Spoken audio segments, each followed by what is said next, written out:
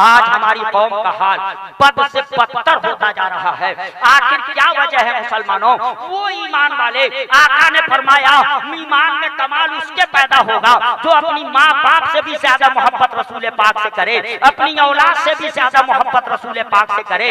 आप आओ 1400 साल पीछे पलट जाओ, उस वक्त के दीवानों को देखो, अगर उनको अपने वतन से ज्यादा मोहब्बत रसूल पाक से नहीं होती तो अपना वतन नहीं छोड़ करके हिजरत किए होते। उनका हिजरत करना बता रहा है अपने वतन और अपनी जन्मभूमि और अपनी जाय पैदाइश से भी ज्यादा मोहब्बत वो रसूल पाक से करते थे, तभी उन्होंने हिजरत किया था। मुसलमानों जब वक्त आया तो 313 हजारों के मुकाबले में निहत्थे होकर के उतर गए थे। क्या उनको अपनी जान का खतरा नहीं था? जान का खतरा था, मगर मुसलमानों रसूल पाक की मोहब्बत गालिब थी उनके जान की मोहब्बत पर। मुसलमानों उनका ईमान उस वक्त था, अपनी जान भी जाने जहान पे कुर्बान करने को तैयार थे। जब इस तरह के वो ईमान वाले थे तो मुसलमानों दाल में नमक के बराबर थे। आप खुद फैसला कर लो, अक्ल दिया है खुदा। आज तकरीबन 150 करोड़ की तादाद कलमा पढ़ने वाले, आप हिसाब लगाओ। आज से 50 साल पहले इतनी ही तादाद थी मुसलमानों, इससे कम थी ना। आज 100 साल पहले, 100 साल पहले उससे भी कम, और 200 साल पहले उससे भी कम।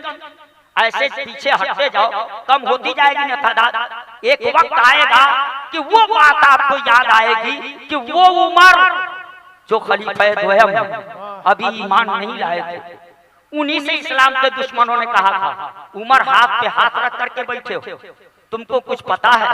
लोग बाप दादा का दीन छोड़ रहे हैं, इस्लाम कबूल कर रहे हैं, कलमा पढ़ते जा रहे हैं, और उनकी तादाद 39 हो गई है। मुसलमानों पता चला कि आज हम 150 करोड़ से भी ज्यादा की तादाद में हैं, मगर एक दिन ऐसा था कि सिर्फ 39 की तादाद हमारी थी, तब उससे थोड़ा थोड़ा बढ़े। मुसलमानों 1400 साल पहले जाओगे, 1350 साल पीछे जाओगे तो पता चलेगा हमारी तादाद दाल में नमक के बराबर थी। हम अंगुलियों पे गिनने के लायक थे, मुट्ठी भर की तादाद हमारी थी। मगर तारीख से पूछना वो मुट्ठी भर ईमान वाले गालिब थे कि नहीं थे, वो कामयाब थे कि नहीं थे? कुरान कहता है गलबा मोमिनों के लिए है, क्या वो गालिब थे कि नहीं? तो जवाब मिलेगा अगर वो गालिब नहीं होते तो मुट्ठी भर मुसलमान उठते थे। मगर कभी शाम को फतेह किया था, तो कभी यमन में अपनी कामयाबी का परचम लहराया था, तो कभी रूम पे कामयाबी का परचम लहराया था, और देखते देखते पूरी दुनिया पे छा गए। मैं सोचने लगा मुसलमानों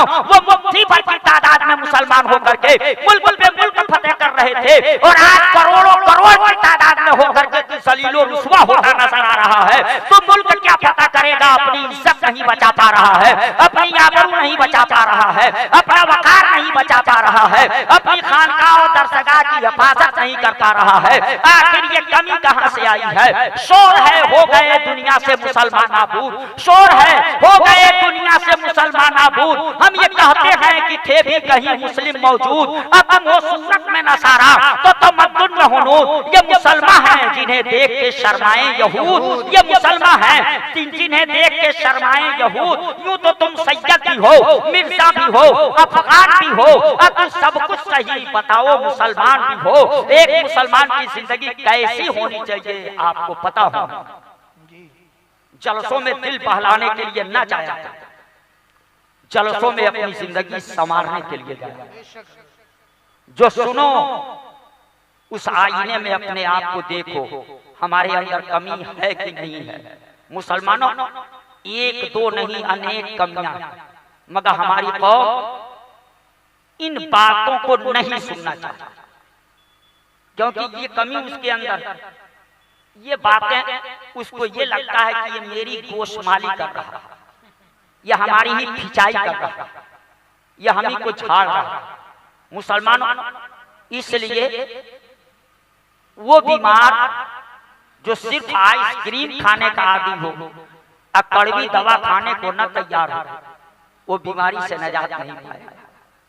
आइसक्रीम खाने से सेहतमंद नहीं होगा, मजा तो आ जाएगा खाने में, लुत्फ तो आएगा, मगर उससे बीमारी बढ़ जाएगी। हमारी कौम का यही हाल है, हमारी कौम मजा लेने में लगी हुई है, दिन ब दिन कमजोर होती जा रही है। हमको डर लग रहा है इसकी बीमारी इस हद तक न पहुंच जाए कि लाइलाज हो जाए और फिर ये कभी इलाज के लायक न हो। अभी होश की दुनिया में आ जा मुसलमानों। दूसरा लफ्ज मुसलमान का है, आका ने फरमाया मुसलमान किसे कहते हैं? अल मुस्लिमु मन सलमल मुस्लिमूना मिन लिसानिही व यदिही। मुसलमान वो है जिसके हाथ और जुबान से मुसलमान महफूज रहे। मैं सोचा क्यों हाथ और जुबान ही का नाम मदीने के ताजदार ने लिया कि हाथ और जुबान से मुसलमान महफूज रहे।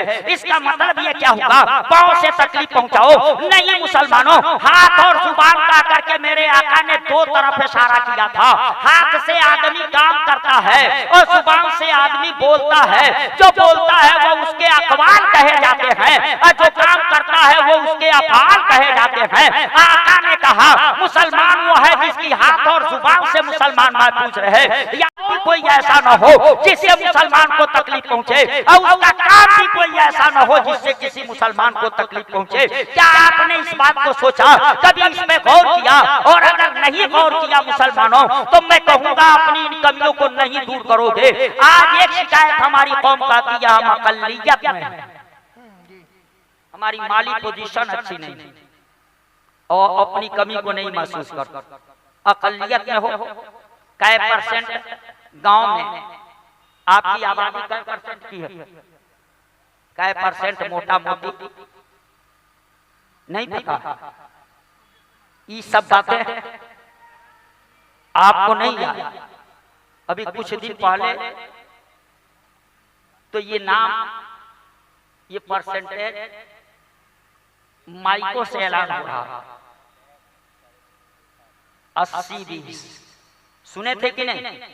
तो गांव में आपकी आबादी कितनी, शहरों में आपकी आबादी कितनी? कै परसेंट?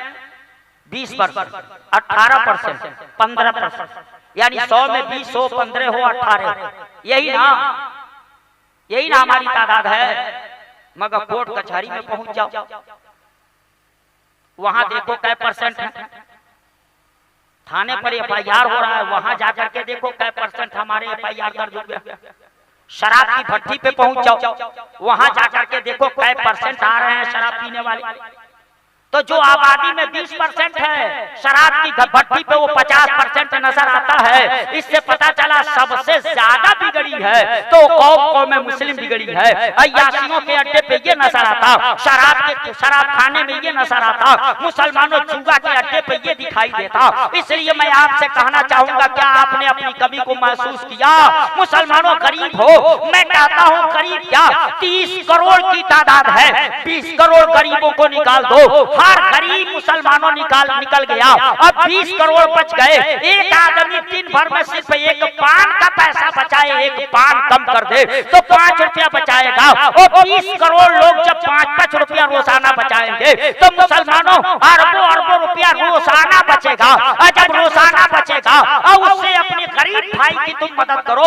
मगर हमारी कौम गरीब भाई की मदद करना नहीं जानती। हाँ, भाई से जब झगड़ा हो जाए तो ये अपने भाई को नोटों से फूंकने के लिए तैयार है। कहता है डरना नहीं, सुप्रीम कोर्ट तक मैं पहुंचाऊंगा। मगर एक बार भी नहीं कहता कि सुप्रीम कोर्ट तक तो ये पहुंचाने को कह रहा है, मगर एक बार भी नहीं कहता कि अपना भी किराया तुम्ही से दिलवाऊंगा, अपना जो खर्च करूंगा वो भी तुम्ही से दिलवाऊंगा, सुप्रीम कोर्ट तक पहुंचाऊंगा। सुप्रीम कोर्ट तक पहुंचाने वाला, मुसलमानों भाई के खिलाफ लड़ाने वाला, चलते में तेल डालने का काम करने वाला, ये सब काम हमारे हैं। मैं कहूंगा मुसलमानों आपसी सारे झगड़ों को निपटा लो, आपसी सारे झगड़ों को मिटा दो और तहैया कर दो। हम कोशिश करेंगे कि जल्दी कोर्ट कचहरी में हमको न जाना पड़े। हम अपने मामले को अपने वहां ही थोड़ा सा नरम गरम करके सुलझा लेंगे, समझा लेंगे। मगर गरीब कौम मुस्लिम का पैसा हम दूसरों के जेब में नहीं पहुंचने देंगे और हम कोर्ट कचहरियों में नहीं जाने देंगे। झूठा FIR करके और उसको भी परेशानी में डालते हो और अपने भी परेशान होते हो। इन चीजों से बच जाओ तो करोड़ों करोड़ रुपया रोजाना इस कौम का बचे। बचेगा कि नहीं बचेगा। मगर हमारी कौम गरीबी खरीदती है, परेशानी खरीदती है। और रब फरमाता है मा असाबकुम मिन मुसीबतिन फबिमा कसबत अयदीकुम, जो मुसीबतें तुम तक पहुंची हैं वो तुम्हारे अपने हाथ की कमाई है।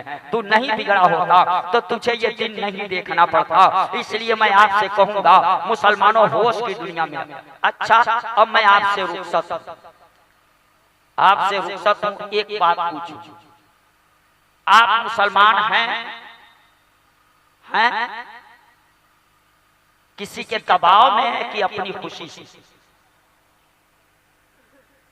भाई किसी से नहीं ना पूछना है, ये कागज कलम लेकर के नहीं हिसाब जोड़ना है। मुसलमान है ना, सबको यकीन है ना, अपनी खुशी से है कि किसी दबाव में, किसी ने तलवार उठा के कहा हो कि नहीं मुसलमान रहो, किसी दबाव में नहीं ना, अपनी खुशी से ना, तो क्यों नहीं फैसला कर लेते कि जब अपनी खुशी से आप मुसलमान हैं तो अपनी खुशी से जो हैं वही आप दिखाई, जो अपनी खुशी से आप हैं वही आप नजर आना।